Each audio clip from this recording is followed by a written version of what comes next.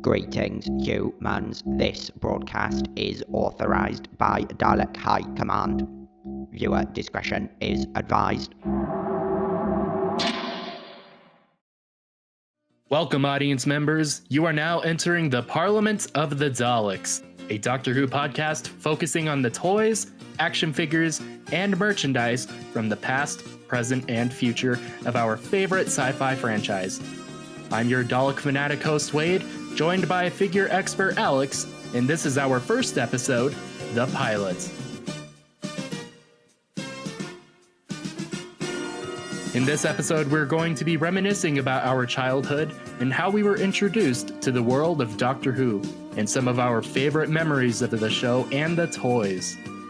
You'll be learning a little bit about ourselves in this episode, and we'll also briefly talk about the year of 2005 and its importance in not only reviving the series of Doctor Who, but also sparking a new toy line, one that still lasts to this day and has been going for more than 15 years, which is monumental for any company.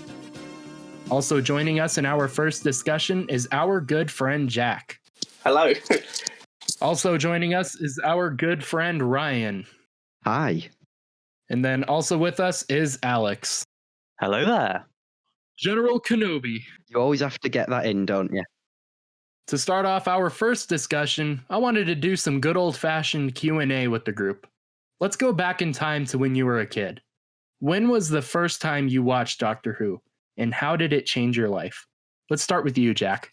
I would say about 2007. I was kind of playing up and not listening to my mum. So I wanted to watch like a cartoon or whatever I was watching. And because I wasn't listening, she said, we're going to watch a boring show instead. And then put on BBC One and Doctor Who was on. And it was halfway through the Lazarus Experiment. And I think I asked her, was this a scary show or something?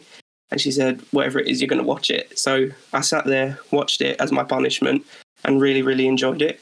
I remember the exact scene that it was when the Doctor gives Martha his screwdriver, and tells her to go and fix the machine that's, changing Lazarus.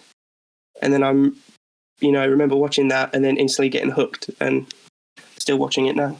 That's really cool. And it's funny how she picked something that was supposed to be boring, but it ended up being Doctor Who. Yeah. Yeah, not a very good punishment, that was it, really. No, it didn't really work. No. More of a treat, really. That's the biggest backfire in history. Yeah. Ryan, what about you? I always kind of have different memories of this because my generic answer is I remember watching the Next Doctor special in 2008, and then eventually watching the specials from 2009. But I do have vague memories of David Tennant episodes before that. But if I did have to pick one specific episode, I would say The Next Doctor. That was a bit of a weird introduction, I suppose, to Doctor Who, because the whole sort of concept was, it was in a way a bit of a multi-Doctor story, but as someone who'd never watched it before, and a child who'd never watched it before, that could be quite confusing. But yeah, I don't really have many memories of that, other than I did literally hide behind the sofa when the Cybermen even came on screen. The first full series that I remember watching was Matt Smith's first, Series 5. I remember enjoying it at the time, but sadly, that enjoyment hasn't stayed with me. That's pretty cool that you brought up how the Cybermen were your first story. That's really cool. And funny that you mentioned Stephen Moffat as well. Alex, when was the first time you watched Doctor Who? Well, as I say, I think it's hard to really pinpoint with me, because I think Doctor Who has always been a part of my life, to some degree at least, because my dad has a whole different account of how I got into it compared to me. So he says that I sort of knew about it in 2007, which wouldn't surprise me, even though I was only like 4 years old. So yeah, I don't really have any memory of that, but he says that like I recognize the Daleks because when we went to one of like our neighbours' houses, I think, well, not exactly neighbours, but someone who lives near us, and their kids had like a remote control Dalek, and I supposedly recognized it, so I must have at least known what they were, but I don't think I fully knew what Doctor Who was, though. Then I'd say like I properly got into it in 2009 with the David Tennant specials. That was really when things like really kicked in. As I say, though, I couldn't really pinpoint an episode, but I think it really just started watching the DVDs with my dad and going through all the series and watching Doctor Who repeats on BBC Three at like 7 p.m. That was sort of a thing as a kid. And then then I think the first episode I remember being excited to see on air was The Waters of Mars, which is a pretty good one to start on, really. Although I remember at the time in the newspapers and stuff, they were saying this might be too scary for the kids to watch, which, yeah, it's kind of a scary story, but not too scary for me, though. Yeah, that terrified me, that story, not gonna lie. And I just remembered as well, like you were saying, Alex, Doctor Who's always been a part of my life, really. I mean, Rose aired on the same day that my parents got married, so that's quite an important day in my life for two reasons. And the story goes that my parents actually came home from the wedding and watched it when it went out live, and I was there in the room, supposedly. So yeah, I'm kind of like you in that it's always been a part of my life, and it's a bit muddy to pinpoint when exactly I started watching it. Yeah, especially like sort of growing up as a British kid in the early 2000s, it's gonna be there in some shape or form, really, even if you're just like a casual viewer of it. Yeah, it's a cultural icon for you guys. But for me in America, so the first time I watched Doctor Who was around 2005 to 2006. So at the time, I was probably about 4 to 5 years old, and it was during when my grandmother was visiting us. She used to live in California and would fly down to New Mexico at least once a year, and we would spend time together. But for some reason, I remember being dreadfully sick that day when she was over, and like I vomited my breakfast and everything. It was just not a great day, like not a great day. But I remember laying on the couch, and I think my grandmother was just channel surfing or something, and she put on the BBC and saw that Doctor Who was playing. Now, I have no idea if she watched the new series when it originally aired, or if she just thought it was something from the Tom Baker era, because that was the Doctor that she knew from the 70s and 80s. And I'm sure she thought maybe I would find it entertaining and would like to watch it. And I can vividly remember that my first episode was near the end of Bad Wolf and straight into The Parting of the Ways. And I can remember for certainty hearing the intro music and how unreal it was. It was just totally a new experience for me, and I've never heard anything like it. And it was like permanently imprinted on my brain from that moment forward. And what's funny is looking back, it wasn't really the show or the characters or even the special effects, because at that time I would have been like 4 to 5, so that wouldn't have meant a whole lot to me. But what did catch my attention was the star villains in that episode, the Daleks. Keep in mind, I am an American. I had never seen anything like that before, and I was completely mesmerized by them, with their gold and bronze colors, the flashy lights, the odd shape, and especially their terrifying voice. I was absolutely obsessed with how they sounded and how cool they were when I was a kid. I mean, you could immediately tell just how evil and powerful and scary they were, and I just instantly loved them. Of course, at the time, I had no idea who or what these things were. I just knew that I wanted to see more of it, and that's what started me on my journey for Doctor Who. And it's been an absolutely fantastic journey. It's opened my imagination, and I still love Daleks to this day. I obsess about Doctor Who, and especially the toys.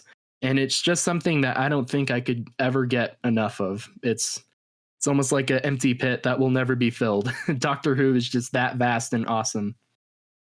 Yeah, it was a very good episode to start on. You just briefly mentioned there, Wade, about Tom Baker and the classic era. what was everyone's first exposure to the classic series? Because I think mine was probably with The Invasion on DVD.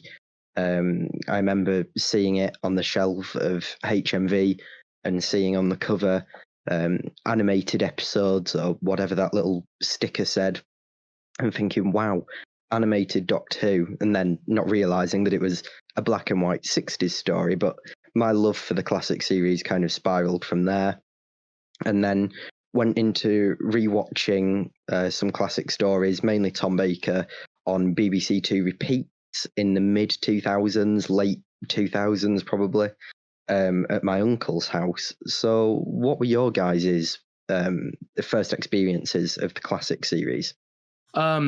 Actually, Ryan, just like you, my first classic Doctor Who story I watched was actually The Invasion. Same DVD and everything with the animation.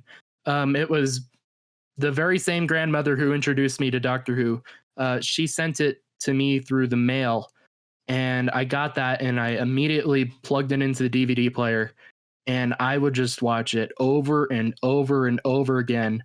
And that was my first true classic story that I watched. Slightly around that time, Netflix was streaming some Doctor Who, and this was during the time when they would also send DVDs to your house. And at that time, they had the Peter Cushing Dalek movies, and I watched that the first Dalek movie before I even saw the original Dalek episode. I saw that Peter Cushing movie in color and everything, and that was really cool for me because I had never seen anything like those 60s Daleks. And then around that time, I would say is probably about 2008, 2009 or so. Netflix later on got some episodes that were when they were finally streaming it.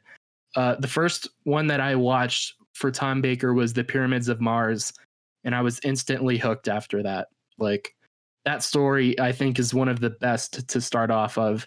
And Netflix just had a random selection of episodes, but they had that. And I remember the Aztecs, and then also some Key to Time episodes with Romana. But even though it was all random, they still had a pretty decent selection of episodes to watch. I think, I have like three different, starting memories that I switch between being, sure that's the first one. But I really think the first one that I ever saw was back in, I feel like it was 2007 or 8.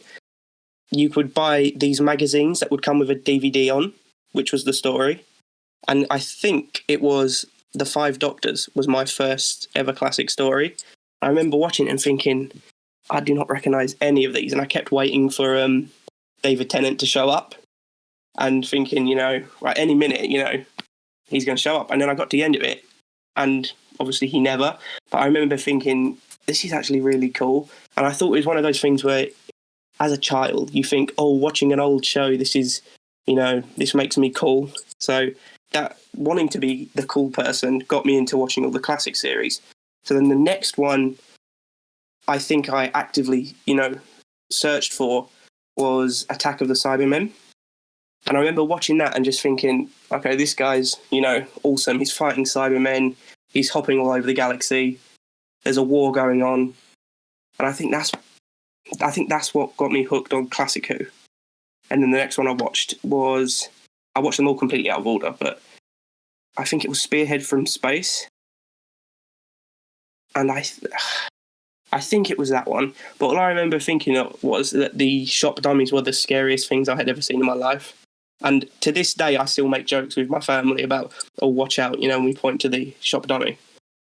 Yeah, I think that's something that we can all relate to. And both you, Jack, and Wade just brought up some interesting points about the DVD range that I'll raise in a minute. But first, Alex, what was your first experience with classic Doctor Who? Well, I think I always forget. I get mixed up really between, like, one day my dad actually got me a poster, and I think it came with Doctor Who magazine in 2009, like when David Tennant was leaving the show. So it was maybe, I don't know if any of you've seen it or not, but it was like a poster of like all 10 doctors at that time with like pictures of the doctor, picture of their TARDIS in the background, and they had like lists of every single story they've been in. And for some reason as a kid, like I just gravitated to that sort of the concept of like past doctors. So yeah, my dad sort of just gave me that poster and I just put it on my wall, and like that was just like really cool. Just the idea that it wasn't just Christopher Eccleston and David Tennant, there was like way more before them. So, but maybe before or after that, I think it might have been before, because I might have known the Seventh Doctor. Was that the first episode I viewed was Remembrance of the Daleks, and it was on a VHS, which is obviously very outdated now, but like at that time we still had video players and all that sort of stuff. Do you still own the VHS tape? Because I still own mine, weirdly enough. I don't know. I really don't know. I'd have to ask my dad about that. I have no idea. I know he's got a few lying around, but I don't know if he's still got that one. Yeah, well, VHS, that's really weird that you should say that, because I think we're all roughly the same age, and when we were young, people tend to forget that VHS was still being fairly used in the early 2000s to the mid 2000s. DVD was only really taking its stride at that point, so there was still lots of households with VHS players. And a couple of years ago, I actually bought a massive batch of VHS Doctor Who tapes for pittance, just out of interest, really. But the points that I was going to raise about the DVD range were, number one, what was it like for you, Wade, hearing that the BBC were discontinuing a lot of the classic stories on DVD? I remember at the time I had some knowledge about the DVD collection and everything that they were doing for it, but I wasn't really actively collecting the DVDs. Like I said, at the time, the only one that I had was The Invasion. But I do remember there being kind of an uproar towards it. Like, I remember there was people saying, why would they do this? That's the most ridiculous thing ever, only for them to kind of reboot it in a way nowadays. But I do vaguely remember the uproar and some of the just people just kind of getting mad about it, kind of. But it didn't really affect me at the time, because I think I was just more interested in the toys, if anything. Yeah, I just wanted to bring it up because I think a lot of British audiences don't know that it, for a period at least in America, it was really hard to find his on DVD, because the BBC, it was very tough. Yeah, they just decided to cull waves of DVDs from printing in that region, and that was really annoying, I imagine, for a lot of fans. Like you said, it didn't affect you that much, luckily. I do think they've now continued printing them, a lot of them anyway. They're not as hard to find anymore, but it was... Yeah, they have nowadays. I do remember, actually, since you brought it up, I remember years ago going on eBay, and Doctor Who DVDs were fairly expensive. Like, if you had a lot of about 10 of them, they would easily go for more than $100 or something like that. That I do remember being crazy, and I'm like, the only thing I had at the time was Netflix streaming the random assortment of episodes. So I was just kind of happy just watching those and having common knowledge from the old BBC website. I'm sure you guys remember when they would show each Doctor, and then you could click the bio, and then you'd see the Daleks and the Crispy Master and then the 80s Cybermen. That's what I remember more for classic Doctor Who, and getting my basic understanding of it more than the DVDs was from online. Yeah. Yeah, it was just a mad period, really, with the whole DVD scenario in America. And like you just said, prices so ridiculous compared to the UK. In the UK, you could walk into HMV and find multiple shelves full of classic stories priced at about £8 each, whereas in America they were going for $15 to $20 in most cases off the shelf, which equates to about £12, £13, £14, which was usually the price reserved for special editions over here, your double disc packs sort of thing. But the other point I was going to make from what you said, Jack, was you've just reminded me about that series of magazines that came with Doctor Who DVDs.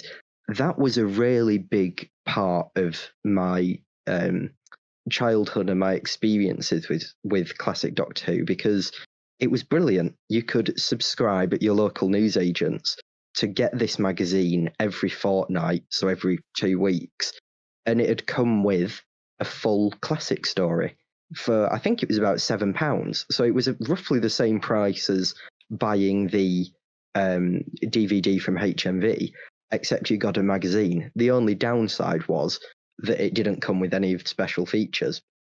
But when I was that young, I didn't really care anyway. I just wanted to see Tom Baker get mad at some Daleks, So it was really cool. And I just wanted to know a little bit more about your experiences with that and how long you bought into that, because I was subscribed to it for a very long time. I think that's where a lot of my sort of base knowledge for the classic era came from. Because I remember walking along where I used to live. If you walked about 5 minutes, you could be on the high street. And I remember walking along with my nan, and she needed something from the corner shop. So she went in there with me, and I remember seeing, like, stacked at the counter, maybe 20 magazines with these DVDs. And I remember, showing her it, and she asked me if I wanted one, and she said yes. And then I picked, I think it might have been, I think it might have been Spearhead from Space. I think that might have been the one that I finally saw. I'm flubbing my words here. I think that might have been the one that got me, into watching them sort of constantly. And I remember, watching it, like rewatching it a million times. I got to the point where I could say it word for word, basically. And I remember, I think my nan finally asked me what my obsession with it was, and so she sat down and watched it with me. And she then started going on about, oh yeah, I knew this person, I remember this from my childhood. And then I think she took me back the next day and subscribed me to it, so it would be the fortnightly editions. Yeah, that was the way it was with me. My grandma was the one who subscribed to it for me from our local newsagents. And it was just really cool. I mean, I never got any of the new series ones that they did, because at that point I was getting, the infamous volume editions with multiple episodes on. So the new stuff didn't interest me, but it was just that nice thing that every 2 weeks, I think it was on like a Friday or a Thursday after school, I'd come home and walk down to the newsagents with my mum, and we'd go and pick up the latest classics episode, whichever one it was that had come out. And it was just such a fun time, and you've just reminded me of it, so thank you. Anyway, I'll pass presenter status back to Wade, who is actually our proper host. I'm not trained. Wade is. He's much more professional than me. I wouldn't go that far, but let's go into the second question. This one's going to sound extremely basic. I know this is a typical question that gets asked a lot, but it's one of those that is necessary in any Doctor Who discussion. Who is your favorite Doctor, companion, and villain? Jack, we'll once again start with you. Well, without a doubt, my favourite Doctor is the 12th Doctor. I think he perfectly encapsulates every single thing that the character he represents, about the character he represents. He's got, the mystical charm to him. He's got the grandfatherly sort of, warmth to him. He's got the, punk rock style to his later, self, which personally I'm a massive fan of the guitar, but a lot of people seem to hate it. So I love the guitar. Yeah, I will always defend that guitar. And I think even down to, Peter Capaldi himself, I think is the best representation for what an actor should be. He's always nice to the fans. he's always, he will defend that show until his last breath. So I think, for me, the 12th Doctor will always be my favourite, and I would go out on a limb to say Peter is my favourite actor as well. So yeah, for me, the 12th Doctor. Companion-wise, I switch back and forth between Martha and Clara. Martha just because she was my first companion, so I'm obviously always going to have that bias. But Clara, I only enjoy with the 12th Doctor. I'm not a fan of her 11th Doctor episodes. So I think if I had to pick, I would say Martha, because I enjoy basically all the episodes and media she's in. Whereas I don't think I'd enjoy Clara at all if she was with any other Doctor. Villain-wise, I think my favourite monster is the Cybermen, purely because of the body horror element. I'm a massive, massive horror fan. So, mixing that with Doctor Who is a must for me. And it was, always going to be the sort of scarier side, the cooler side that I would enjoy.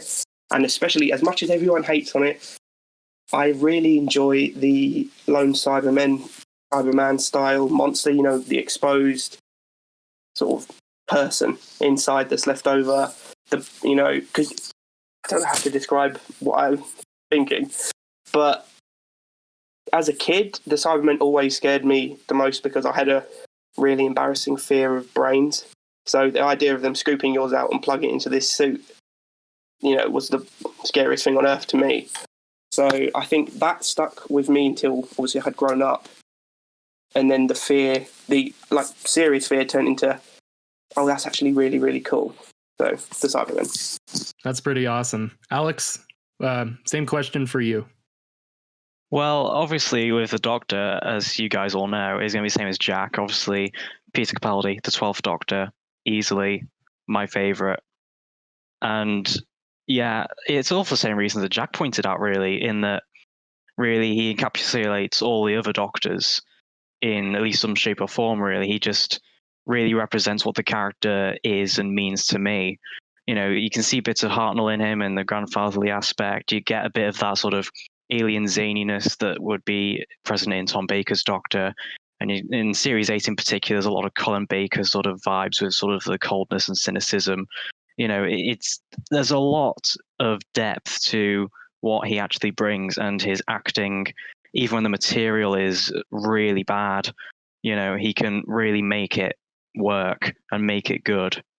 And I think there's, everything really about it is just his costume's great as well, especially when we got the velvet jacket. He's got some very cool costumes. Yeah, definitely.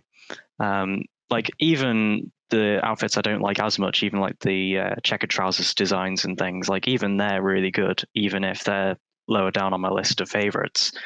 So yeah, and he just does everything for me, really, because you'd think that really a favorite Doctor, most people go for the ones they grew up with as a kid, which for me was David Tennant really early on, then Matt Smith for most of my childhood. So I think it says a lot to Capaldi that he's my favorite, despite the fact he really only was really in my teenage years, really. So it shows that his quality really stepped it up and actually, sort of hooked you. Yeah. What do you think of the sunglasses? I'm a bit on and off about them, really. I thought they were silly. I love them.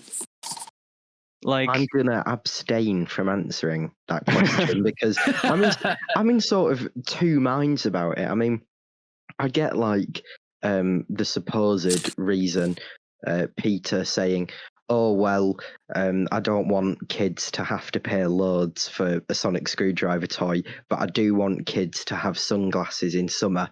A pair of Ray-Bans, mate. I can't afford Ray-Bans." That is the funniest thing. The entire design, the sort of purpose behind his costume was, a kid could replicate it with their school uniform, and then he changed it every single episode almost. Yep. I think they're silly overall, but you know what? I'll take them compared to what we're getting today. really, when I think of the sonic sunglasses, I sort of just see an absence of a sonic screwdriver, because ultimately they only did it really because Capaldi didn't really like the Matt Smith prop, or at least that's what I've heard. I've heard that as well. Yeah.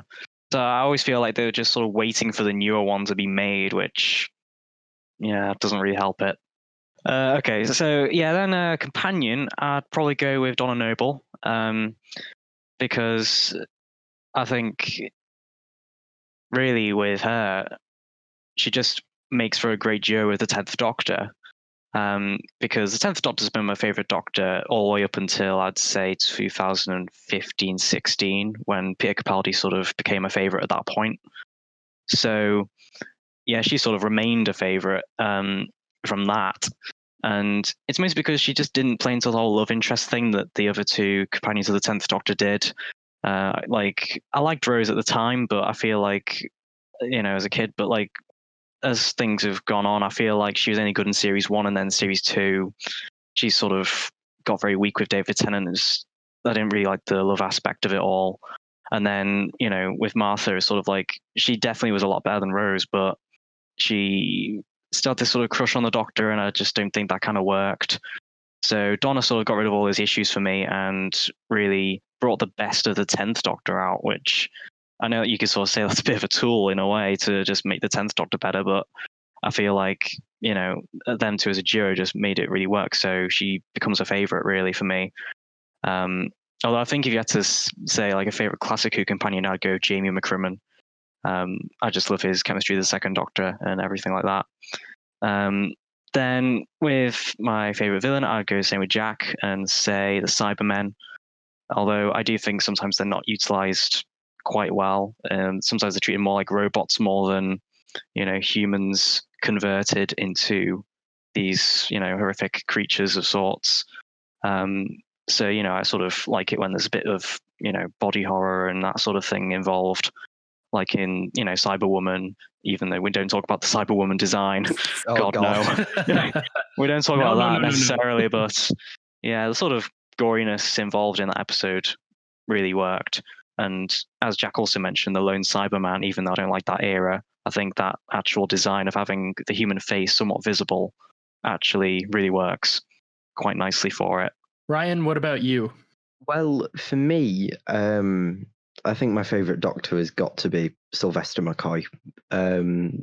Is just absolutely brilliant. I think after the 6th Doctor with Colin Baker, who I have now grown to love actually because of Big Finish, I think he just brought that sort of much needed gravity back to the Doctor, that mysterious side, that game playing, manipulative Doctor that we hadn't really had since the 4th Doctor, the one who could be offering you a jelly baby but then would snap your neck if you threatened Sarah Jane.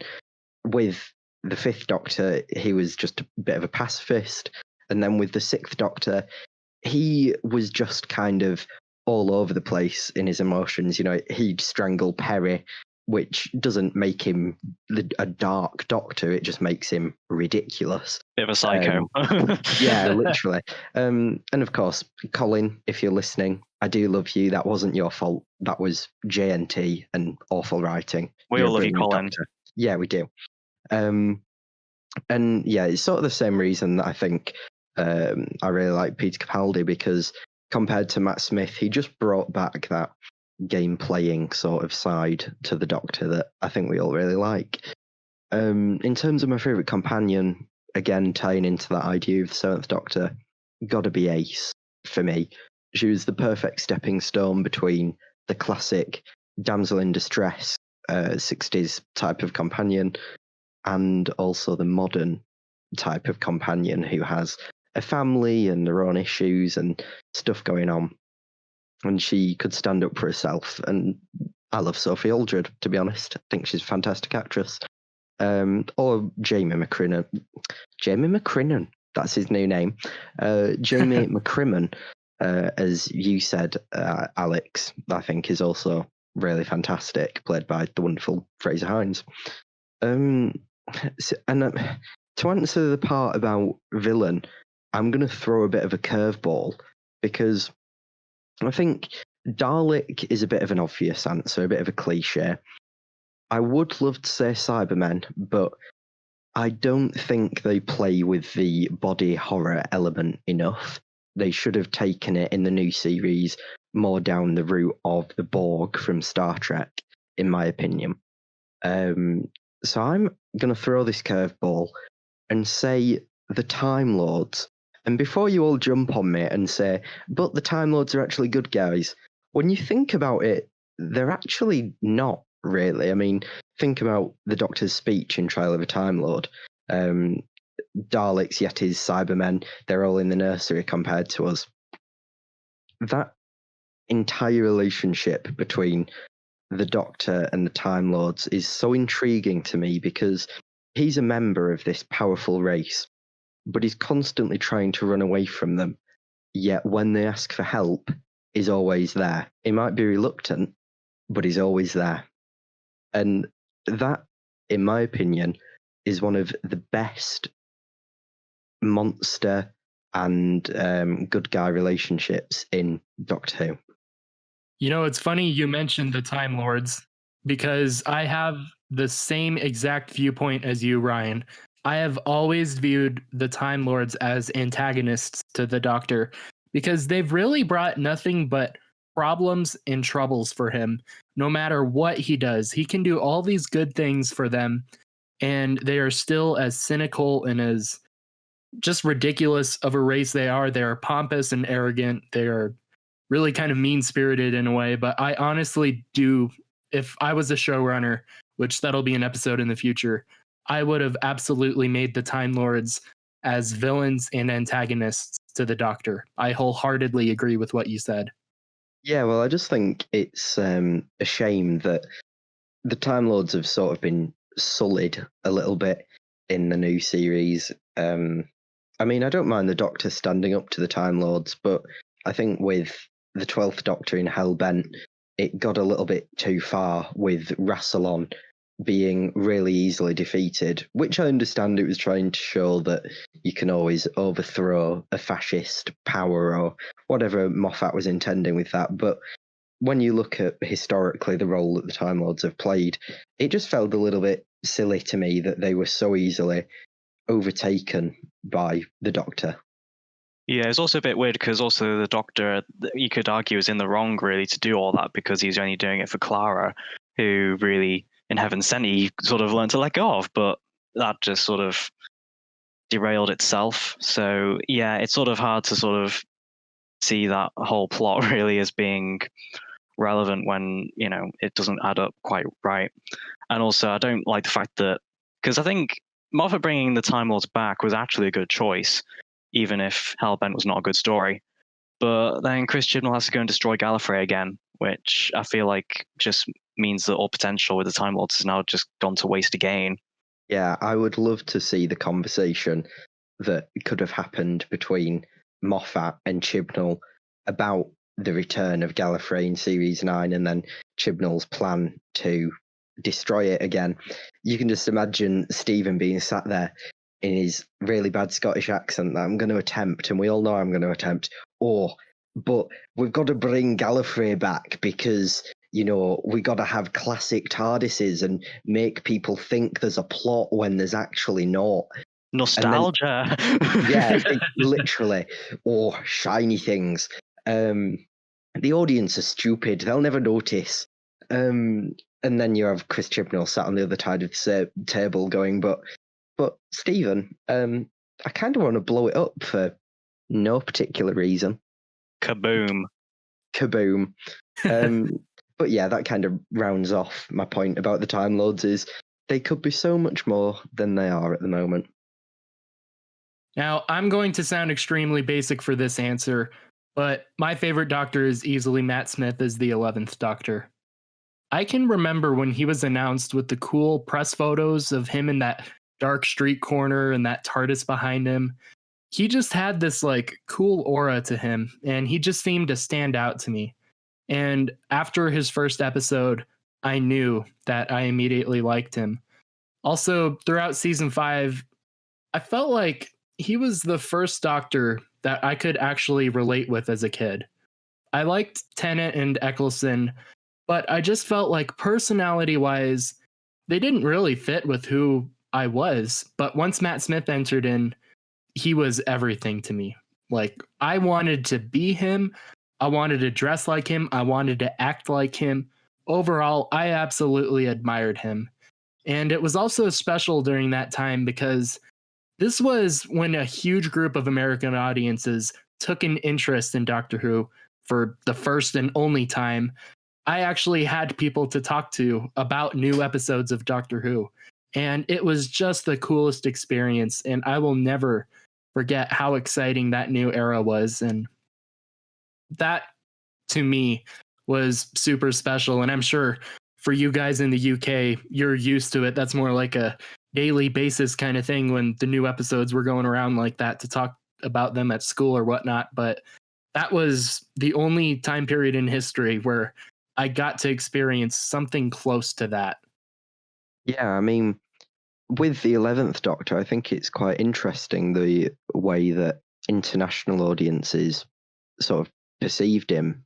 In the UK, a lot of my friends who had grown up watching David Tennant and I knew were Doctor Who fans, or rather 10th Doctor fans, started watching Series 5 and just gave up because they didn't like Matt Smith. And then on the other hand, in places like America, Matt Smith comes on and, oh my God, he's so popular, potentially the most popular Doctor ever over in America, which really blows my mind to think about. And then you've got Christopher Eccleston, who, when you think about it, was a really weird choice for the Doctor when it came back, because all the Doctors before him had had an air of childishness about them. And Christopher Eccleston didn't have that, which now probably makes him one of my favourite Doctors. The fact that he's so serious, and it makes sense because of the Time War. But how a child is meant to relate to a middle-aged man from the North being low-key an arsehole to his companions and friends, that is kind of weird to think about. Well, I think with that one, they were trying to get more of an adult audience on board with the show at that point. So it kind of made sense to have a Doctor that was a bit more serious and had layers and depth to his character with the sort of Time War trauma and things. Because really, at that point, Doctor Who wasn't taken very seriously, so it sort of had to make that change. But then I think, once David Tennant was at his peak, I think when they came around to they got more childish with it, knowing that they'd sort of secured their audiences and that children were also getting into it. So that probably helped sort of the shaping into then going to Matt Smith, and it becomes, I always found Matt Smith very relatable as a child, and I had a very similar experience as Wade did with that, really, because he just has that sort of thing about him. And then as I mentioned, sorry. Then with Peter Capaldi, I felt like with Peter Capaldi, the show's growing up with me because I sort of was starting high school when he sort of came on. So, that's really worked. But then I feel like, unlike Matt Smith's sort of childish sort of nature in ways, I feel like the 13th Doctor's didn't quite work the same way. And obviously, as I'm older and I'm more cynical, I now can't take the 13th Doctor's ways of going about things and her personality. Find it too jarring and annoying and all that fam stuff. You know what I think it is, though? Matt Smith's style of comedy was quite, as wacky as it was, there was always this sort of undertone of, this guy, if stuff got real, he could handle it. Whereas with, I hate to sound, like that person, but I would not feel safe with Jodie's Doctor whatsoever. Yeah, same. Yeah, exactly. Like with the 11th Doctor, there was this sort of, despite the sort of childish sort of persona sort of on the top, you then sort of, when things did get serious, he could get serious as well. And, really have that sort of, especially in Series 5, have that sort of aggressive undertone to sort of the way he went about things. And there's always that, almost sense that the funny nature of him was almost a facade covering the trauma and the pain rather than it being just his entire personality, which it is with 13. Yeah. They're all really good points, and I've got something quite funny to share now. Again, just hijacking Wade's answer, as I like to do. Clearly, No, it's okay. That's my role. I just thought you'd all like to know, for the audience context, we're recording this on the 27th of November, 2020, obviously. Though if you see this in 3 years, then you probably want to know that. There has been a leak today of a SFX magazine article from the upcoming issue that's meant to be released on the 2nd of December, which reveals some stuff about Series 13, the upcoming Christmas special, but has implications for Series 13. I won't spoil them here. Or maybe I will, actually. I'm going to edit in a spoiler klaxon. So the spoiler is basically both Graham and Ryan are leaving in the special. Yes, Chris Chibnall's confirmed it. Spoiler? Yeah. The special is 70 minutes long, and this is the ridiculous bit. Chris Noth, the actor, is returning as Jack Robinson, or Robertson, aka Trump clone, from Series 11. This is confirmed not only by Chris Chibnall saying it, but an image that appears in the article. The reason that I'm bringing this up now in the middle of this podcast is because myself, along with many other people on Twitter, have been sharing the pictures of this article that has been leaked, presumably by like a W.H. Smith's employee or something like that. And we've been receiving messages from SFX staff and BBC staff asking us to remove the pictures because they're currently under embargo. I just found that funny. Anyway. Like we're going to hide it. I mean, why? Yeah. Once it's out there, it's out there. They've just got to face it. I'm wholeheartedly hoping that woman in the picture with him is the Hillary clone. I so hope that is true. And they have a little fight. It's going to be an absolute mess. Yeah, it'd be quite funny. Yes, well, anyway, spoiler klaxon again there. Now your spoilers are over. All right, let's get back into it. Wade, I'm going to give you the floor again. All right. So for my favorite companion, I got to go with classic Doctor Who. And much like what you guys said, I'm going to say Jamie McCrimmon is my favorite. I just think because he was the first classic companion I saw with the second Doctor, there was just something so likable about him. And I love Fraser Hines' performance. And I feel like they casted Jamie perfectly. Jamie, to me, has extremely good chemistry with the second Doctor. And I think he adds a certain amount of realism to the story. Even though he's a Scottish warrior from 1700s or something like that, there was just something so much cooler about having a companion from the past as opposed to present day millennial companion. I don't know. I just think it's so much cooler to have either somebody from the far past or somebody from the far future. I think to me that is much more interesting and much more open in terms of storytelling, instead of always having a person in our generation today looking at the story through their eyes, kind of. I just think it was a unique idea, and I think they executed it really good. Yeah, definitely. As for my classic villain, I'm pretty sure it's obvious it's Daleks. I don't even think I need to elaborate why. Yeah, I think we can all tell that you're a big Dalek lover. I think Daleks are just one of those things that will always stand the test of time as being fantastic villains when they're written in the right way, that is. Yes. That is true. So, in addition to that question, there are almost 300 Doctor Who stories that span over 38 seasons, soon to be 39.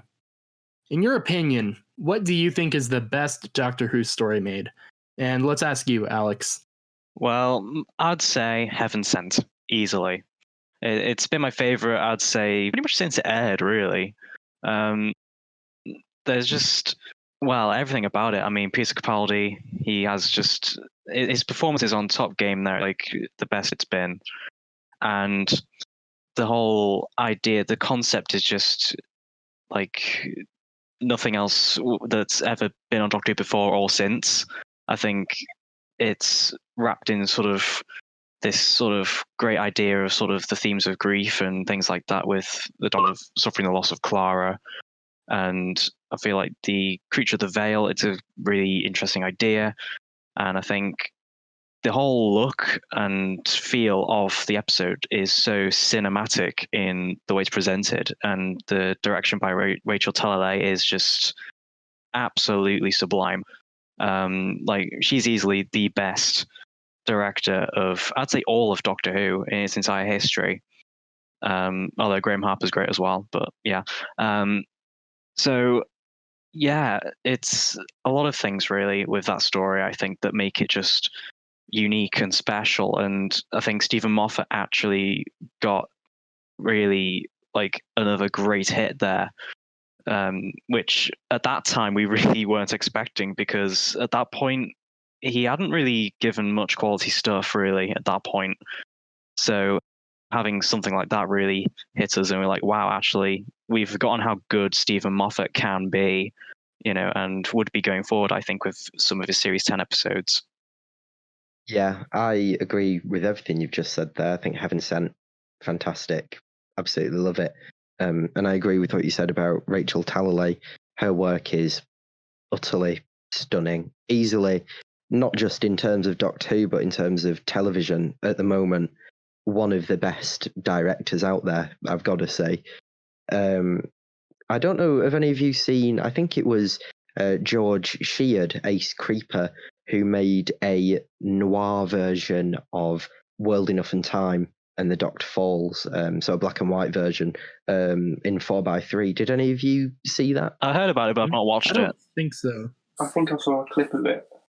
Yeah, I haven't watched it in full. I've seen the clips and some screen grabs, but it looked fantastic actually, and it I think was a testament to Rachel Talalay's direction that it can look so good in black and white, because usually when you, and I'm not saying that this is what George did, but when you just like slap a black and white filter on something, it looks pretty rubbish. It looks quite generic, but it really worked for those episodes. And I think that just comes down to the way that it was directed like a movie. It could have been a movie. So yeah, Rachel Talalay, fantastic. It's like the Snyder Cut. You get an alternate version 4:3 in black and white. Yeah, except the Snyder Cut is probably going to be terrible. Well, I don't know. I'm cautiously optimistic about the Snyder Cut, but that's getting off topic. Ryan, we'll go in with your answer. For me, it probably has to be Battlefield, which again is one of my signature curveball answers, because I know that Battlefield is one of those stories that most Doctor Who fans overlook. They think it's a bit of a filler, isn't that fantastic?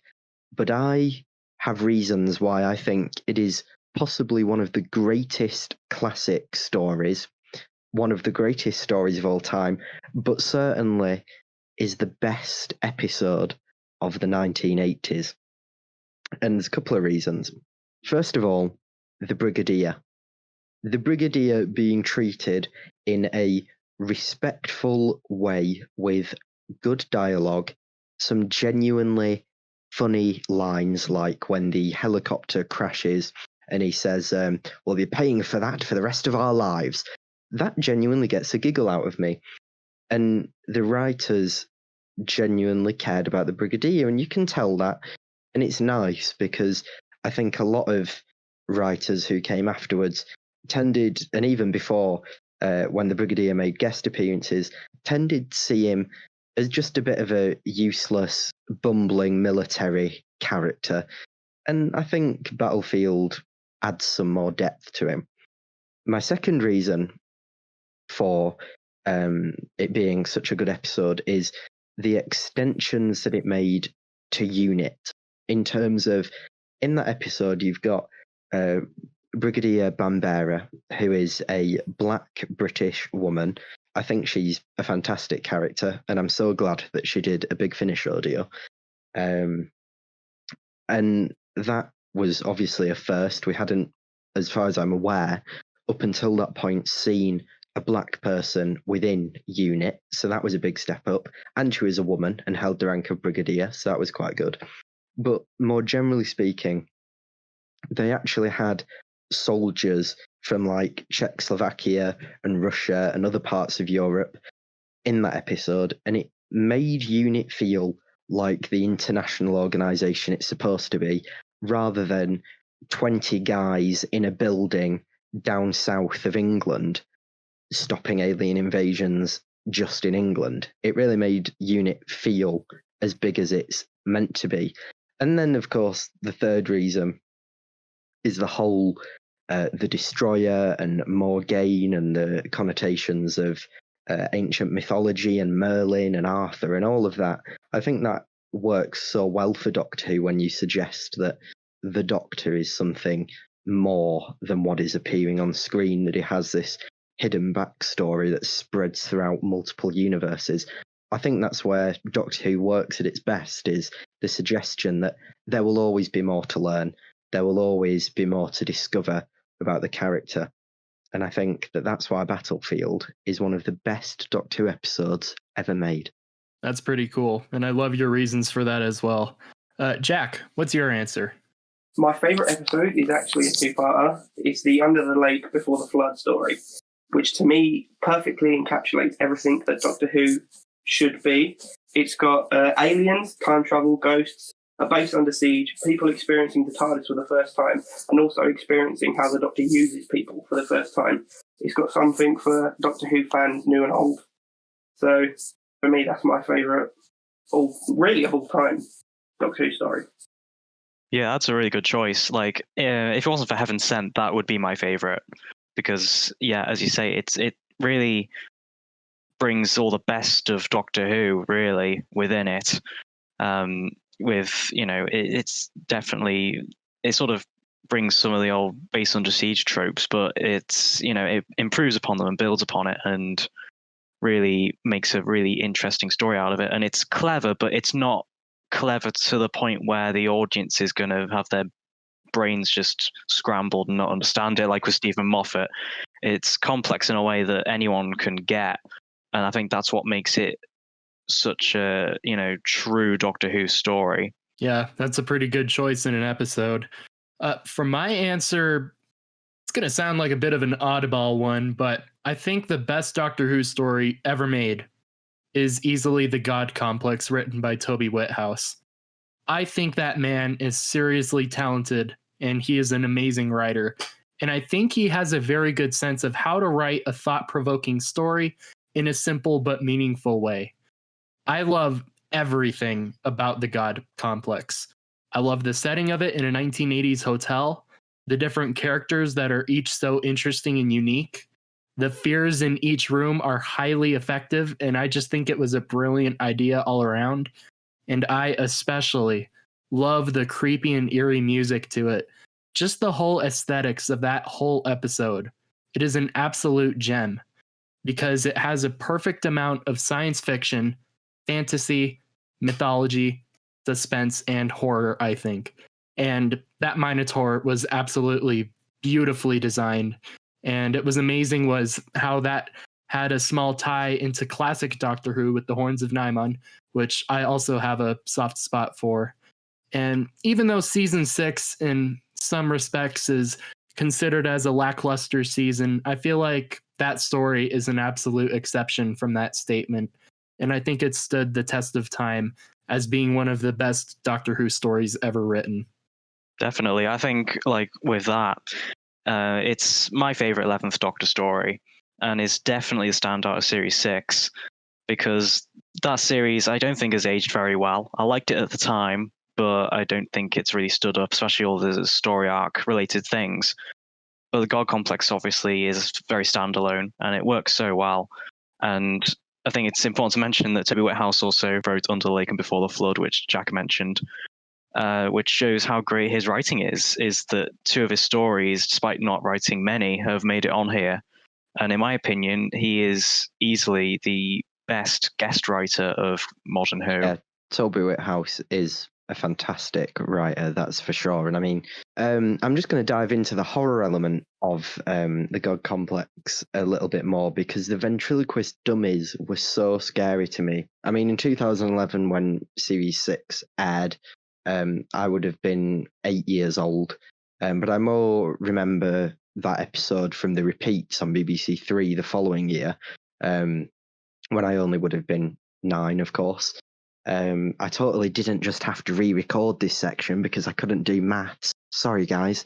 But yeah, even now, when I do my rewatches of like scary Doctor Who episodes, the God Complex always comes into that list. It was so fantastically done and is really a testament to Toby Whithouse's ability as a writer. And you know what? I absolutely love those ventriloquist dolls.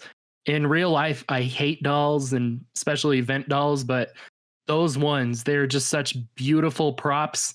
And I would love to own an actual screen used one. Even though, unfortunately, there's only one that has escaped the BBC. The rest of them are still in storage or whatnot. But I would love to own one of those one of these days, just because they are absolutely terrifying. I love them.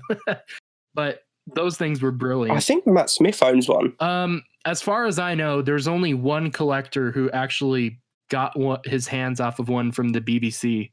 You know how the BBC is with their props and how strict they are with code and everything, and who knows why. BBC, if you're listening, let them out in the wild. Although, let's be honest, the BBC can't possibly give away the ventriloquist dummies, because Chris Chibnall might want to bring them back for a festive special at some point. I mean, he does love those irrelevant characters. No, but only ones he's made, though. And they don't. The ventriloquist dolls don't have any political allegories that can be associated with them. So, See, I'm really excited for Frog in a Chair to come back. Absolutely. Oh yeah, me too. Can't wait. Anyway, I'm going to shut this conversation down before we get banned off of YouTube. Let's carry on. So I think now that we talked about the show, I think we can now focus on what this podcast series is going to specialize in: the toys and our experiences with them. What was your first Doctor Who toy or action figure you received, and what got you into collecting? Let's start with you, Ryan. I think my memories of when I started collecting are a little bit hazy, to be honest. Again, like with my first episodes, I'm not 100% sure of what the exact first figure was that I bought, but I do have a distinctive memory of going into a Co-op, which is a British chain supermarket, in my small town in Lancashire. When I must have been about 7 or 8, not 7 or 8 years old, sorry, about 5 or 6 years old. Because we stopped outside of the Co-op on the way home from school. I think my mum must have wanted milk or something like that, bread. We went in and they had the Series 3 action figures on the ends of one of the aisles, which is really weird to think about now that you can only get Doctor Who toys in B&M. But for back then, it probably wasn't that uncommon with how popular David Tennant was and how popular the toy line was. And I distinctly remember getting the 10th Doctor in the 42 spacesuit from there. So that I would fairly confidently say was my first figure. What's interesting about that is that I've never heard of anyone getting Doctor Who toys from a Co-op before. Yeah, I was going to say that too. Like, I've heard of like Tesco and Sainsbury's, but never the Co-op. Yeah, I think it was just one of those weird things where somebody might have noticed that the Doctor Who toy line was becoming quite popular and decided to order a small batch of them for that specific shop. Jack, what about you? What was your first Doctor Who toy? I don't remember my first figure, but my only vivid memory I have is every single day I would look in an Argos catalogue at the 10th Doctor's console and playset.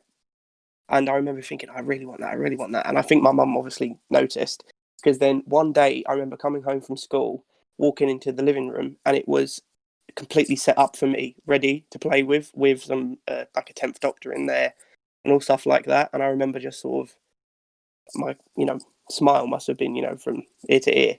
But the funny thing is, I remember the first thing I said was, well, that's so cool, but you've put the rules on inside out. So that's my first memory. That's pretty funny. So you had the space interior on the inside? Yeah. That's pretty funny. But I remember being, the happiest kid on earth.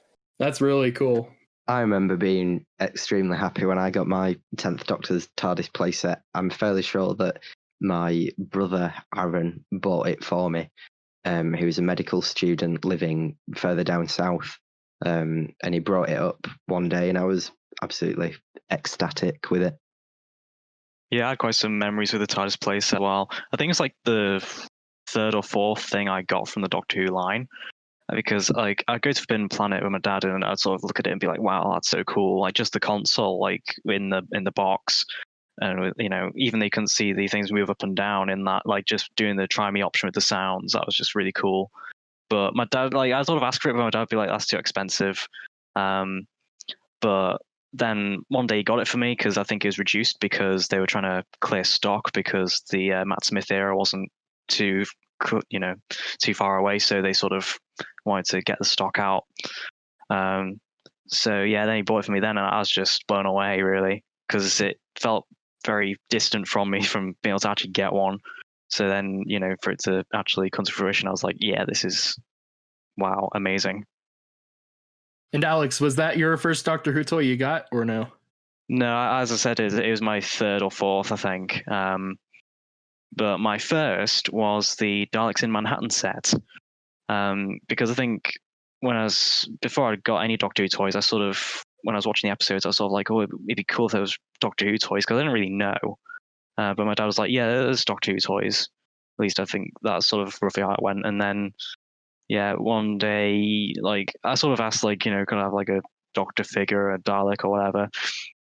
So my dad comes back from work one day, I think it might have been from work or just out, I don't know, with the Daleks in Manhattan set. And yeah, that was really cool because it had pretty much what I wanted in it. It had the Doctor, had the Dalek, and came with two other figures, the Dalek Sec Hybrid and the Pig Slave. Although, funnily enough, actually at the time I don't think I'd actually seen that two-parter, so I didn't really know those characters.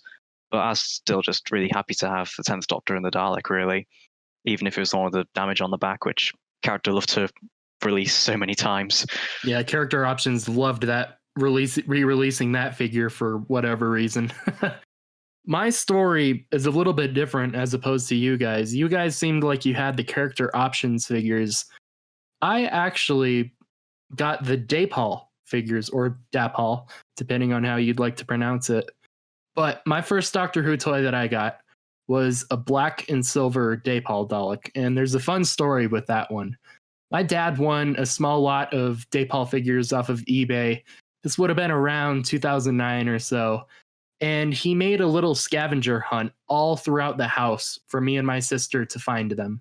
And I found that black and silver Dalek first in my bedroom. It was on a bookshelf or something like that. And my sister found the red and silver Dalek with the claw. So it looked like the Peter Cushing Dalek ones that we saw from the movie. And I thought that was really cool. Then over a span of a couple of weeks, we would periodically find another Dalek, then an Ice Warrior, then a Sea Devil, and then I even found a Cyberman, and I was pretty ecstatic for that one. And when it was said and done, we ended up finding 5 Daleks and 3 different action figures. But I really loved that black and silver Dalek the most because he was my first, and I always had him as the Supreme Dalek, and I would have him command the other Daleks. He was the leader. And because their scales are similar to the Star Wars 3.75-inch figures, I would always have battles between Daleks and Stormtroopers and stuff like that. And I took care of that figure for many years until one time when I was playing with him on the table, you know how Daypal Daleks have that pull back and go feature. I pulled him back like all the way to the max. That the motor in there was clicking. The wheels were it's kind of like the DeLorean where it would leave a trail of fire. It went that fast. That thing zoomed across the table and he veered to the left and flew right off, crashing onto the ground, and he broke his eye stalk. And I'm currently missing that piece, but I think I have it hidden in a box or in a bag somewhere. But even though that Dalek is broken, I still have to say he is my favorite of them all. So you accidentally recreated the scene from the Peter Cushing Dalek movies where the Daleks fall down the shaft to the center of the Earth and smash into a million pieces. That pretty much happened with this Dalek. I mean, when I say he flew off the table, he went a good solid 3 to 4 feet away from the table.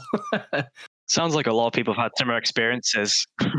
Oh man, I was so irritated that I broke it, but oh well, what can you do? I can probably 3D print a new part for it and refix him. Actually, I should do that.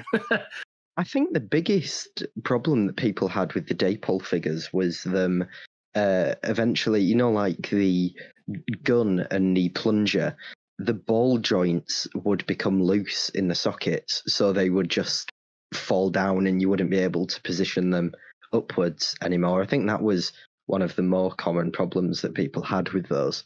Yeah, and actually what happens is they have a little plastic tab on the side of the gun box.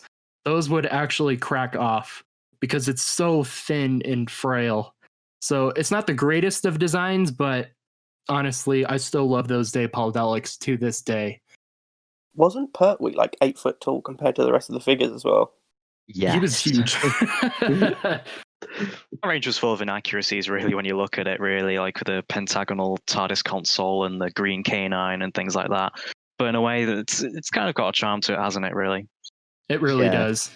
I cherish my 2 Daypal Daleks. I've got the classic 1960s silver and blue variant, as well as the fairly rare black and red Dalek variant as well.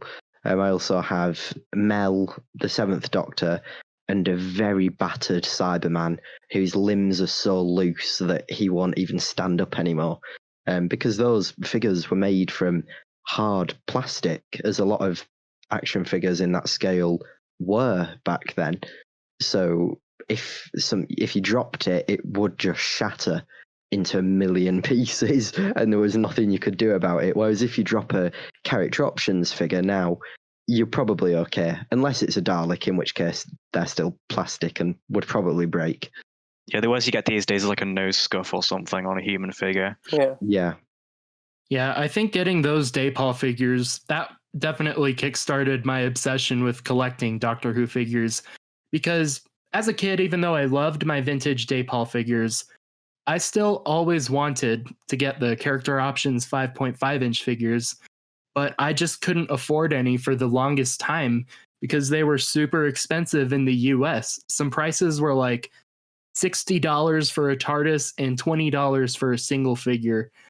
And it's insane how expensive they were, but that's because they had to be imported overseas from China. And I actually think mostly straight from the UK, if I'm not mistaken. But I remember religiously going on to DoctorWhoToys.net, and I would always check to see if there were new toys announced.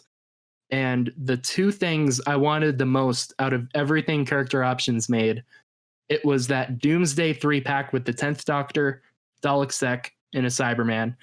And then it was also the San Diego Comic-Con 2009 set with the 1st Doctor and Saucer Commander Dalek. If I only had those figures from those sets from the start, I would have wanted nothing else in life. I don't know, for some reason as a kid, I just thought they were the greatest things of all time and nothing else compared to them. And I don't know why I had the affinity for them, but I just did. And for the longest time, all I ever bought and could afford was Dalek figures. Like, occasionally I would find a great deal on some Daleks, I would get a pack from Amazon or go to Hastings or any place like that. Wherever I would find them, I would most likely buy a Dalek, and that's all I would strictly collect for years. But it wasn't until about a year ago when I won a huge bid. Oh, sorry, let me redo that. It wasn't until about a year ago when I won a bid on eBay for a huge lot of figures for only $45 that I was determined that I would try my best to get every single classic figure that I ever could. And it was really cool because in that lot, I actually won finally the first Doctor and Saucer Commander Dalek. I won a third Doctor and Death Dalek, won the seventh Doctor and Imperial Dalek, fifth Doctor and the Anthony Ainley Master, second Doctor and Tomb Cyberman, sixth Doctor and Stealth Cyberman, and then finally a season 12 fourth Doctor. That lot of figures made me feel like I was 9 years old again, and I was absolutely ecstatic. And that kind of really started me wanting to collect every single classic figure that I could, and eventually knew who. And that really was the start of it. Was about a year ago in the summer of 2019. That's where I finally decided to take it more seriously and just make a fun journey out of it. Yeah, that was a good bargain, that. Yeah. Yeah, what you just said about the price of figures has reminded me of something I want to ask quickly before we start to wrap things up, because we'll be splitting this episode into two parts. This is our introduction, and then part two will be us going over the initial release of the character options range. I was just going to ask you all, what was the biggest bargain you ever got on Doctor Who toys? Because for me, there used to be a shop in a place called Blackpool in the UK, and I used to go there every single year because they sold everything. It was a nerd's dream, from the 90s Star Trek action figures to the Doctor Who figures, both new and classic series. They had everything you could possibly want. And I got from there Magnus Greel and Mr. Sin for I think about £15, brand new in box, and the Destiny of the Daleks set for about £25-30, brand new in box, because the owner of the store didn't know how much they were worth and knocked some off of the asking price for me because I was only young. And looking back on it, I was so lucky with that, because especially Magnus Greel and Mr. Sin, they go for so much on eBay, it's ridiculous. So Do you still have them? I do, yeah. Sadly, because of things like college and university coming up, I don't have my figure collection on display at the moment. It's all neatly packed away in bubble wrap and such, but I do still have them, yeah. So what's your guys' biggest bargains that you've ever had? For me, as a child, I used to love taking things apart. So I actually ruined my 11th Doctor's console room. I, took it apart and broke it by mistake. So I remember, basically begging for a replacement for months, and my mum said, "No, you broke it, so you're not getting a new one." So, and then I remember walking into, I think it might have been Smith's Toys, and seeing it was discounted to like something ridiculous, like £10, something like that. And I remember finally saying, "Well, look, it's only £10," and that's sort of when my mum finally caved and said, "Okay, you can get a new one." Yeah, that is actually a fairly good deal, especially considering the prices that we were talking about earlier for that playset. What about you, Alex? Mine has to be easily the K1 robot. The only thing it was missing was its gun, and it was only £15 at a Comic-Con. That's madness. I would That's rob you ridiculous. What's your address, sir? Yeah, I think our audience would like to know that too, to be honest. Yeah, they probably would, but No, I'm not giving that away. That is dirty, rotten, cheap. But yeah, I don't think the guy really knew what he was selling, because he was also selling a SV7 VOG robot for £3, and I got that as well. So Wow. yeah, it was crazy. Meanwhile, at the Doctor Who 50th anniversary celebration in London, there were people trying to sell raggedy 11th Doctors in the 10th Doctor's suit from the end of time for like 40 quid That's crazy. out of box. That's Honestly. nuts. That's just, reminded me. I think the biggest bargain, I guess, but this is sort of in retrospect because of, inflation. The biggest bargain I got was, do you remember, I think it was an SDCC exclusive of, it's River Song of the Pandorica Chair. Yeah. Yes. Yeah, There I was It remember took me a that. minute, but yeah. There was a woman walking around at the festival, sort of trying to entice you to her stall, and she was selling it. It was at the very end of the last day, and I think she was selling it for £25, which I'm guessing that's a good deal for a SDCC exclusive. It's about retail on that one. It doesn't go for too much, but that's still pretty decent, Yeah, actually. I think at the time that was probably about standard price, but by today's standards, then yeah, that would be a good deal, because I have since tried to get that set actually, and I could have had luck if I had about £60, but I wasn't willing to spend £60 on that particular release. That was an excellent deal that you guys found, especially you, Alex, with the K1 robot, and even SV7. And you, Ryan, I am jealous because I had my Magnus Grill and Mr. Sin imported all the way from Australia, and it came for about 70-80 bucks or something like that, but it was honestly worth it just because those figures, they are incredible, and I need the K1 parts. Yeah, well, the K1 robot for me, and I think for many collectors, is something that we would all love to have, but sadly I don't think ever will, unless they decide to re-release it as like a B&M exclusive. But that would, on the other hand, probably annoy a lot of people who put the hard effort into building it from buying all the original figures. Yeah, I'm one of those people currently. All I need are the Sea Devil, D84, and I just need the legs and the chest torso piece for the K1 robot, and then I think I'll be complete with it, which that'll happen eventually. I'm not actively trying to buy them, whatnot, just getting them as I go along. But I think it's safe to say there's an amazing variety of over hundreds of figures to collect, whether you're a classic Doctor Who fan or even a new series Doctor Who fan. But if you only had to pick one favorite Doctor Who figure, what is your choice? Alex, what would your choice be? Mine would be the 8th Doctor from the Night of the Doctor. Because I think, in context as well to when it was released, it was unusually hard to find. It was just, I looked at in Toys R Us a couple of times, and it just never really showed up, and I had to buy on eBay quite expensive price. Like I think £30 or 35, I don't know. That's nothing nowadays. I know.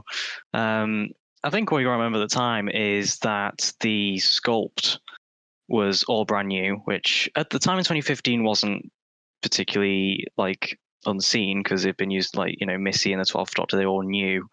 But that 8th Doctor was the last fully newly sculpted figure for 5 years, with the only one since being the Reconnaissance Dalek in the February this year's wave, with all the other characters, which are mostly reused things.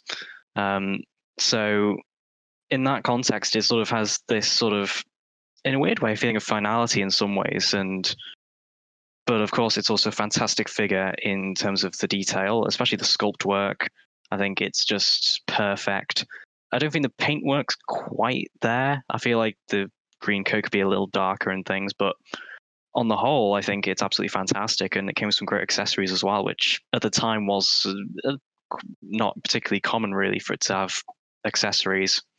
You know, that figure, since you mention it, I've seen it once in person, and I was at a Barnes and Noble store, and it was about 25 bucks or something like that.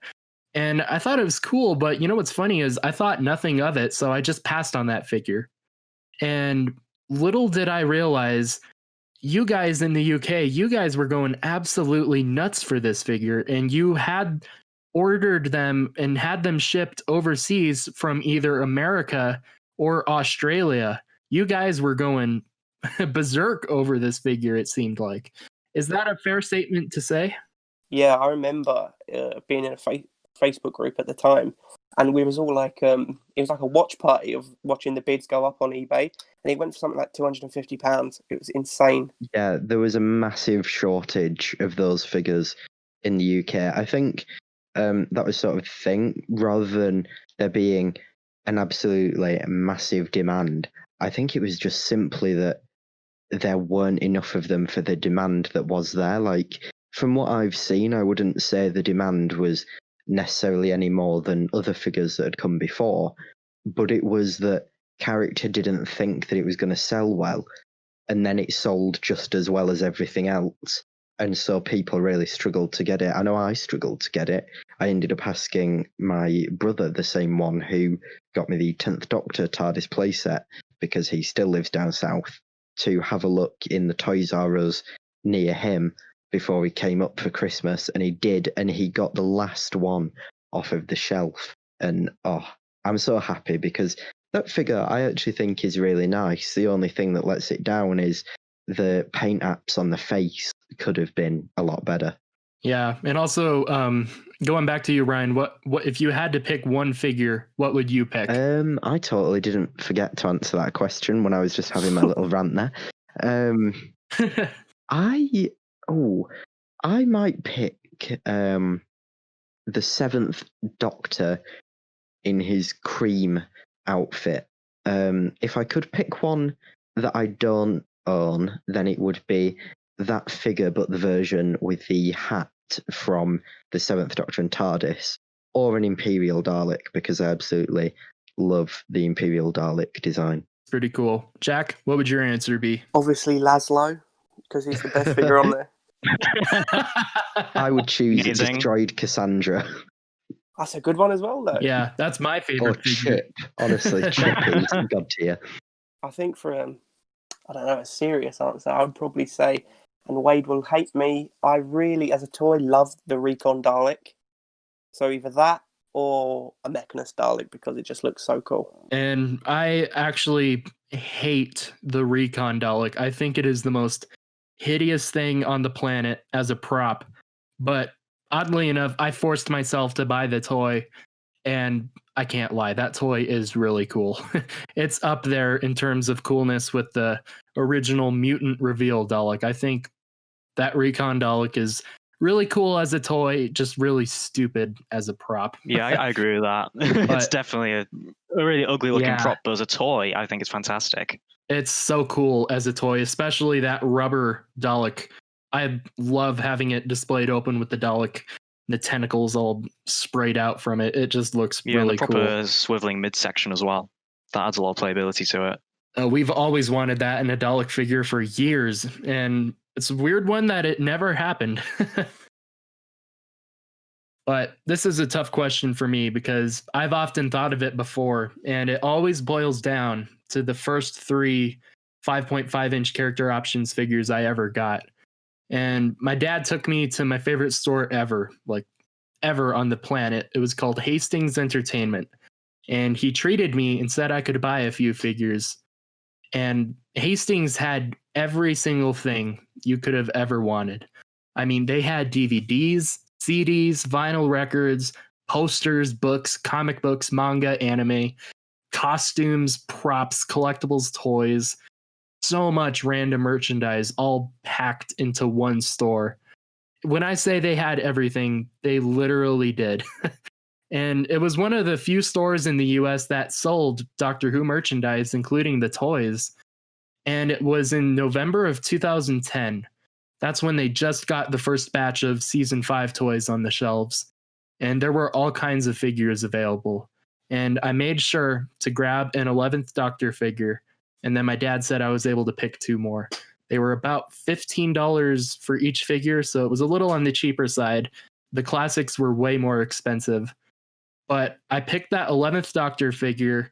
I saw Amy Pond on the shelf. I thought about her. I saw the Ironside Dalek as well, and I thought he was pretty cool.